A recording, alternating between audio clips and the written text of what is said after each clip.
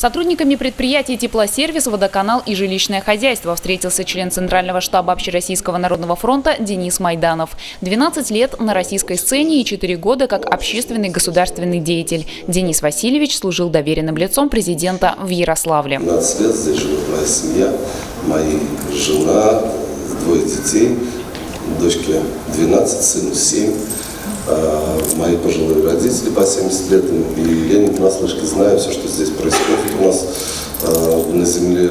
Как подчеркивает Денис Майданов, общественный деятель – это друг и рупор граждан, которым нужны новые законы, проверенные населением и находящие положительный отклик. Потому что не о всех потребностях знают высшие представители власти. Только с учетом наших знаний, нашего опыта, нашей практики, наших знаний своей сферы и своей территории формируются законы.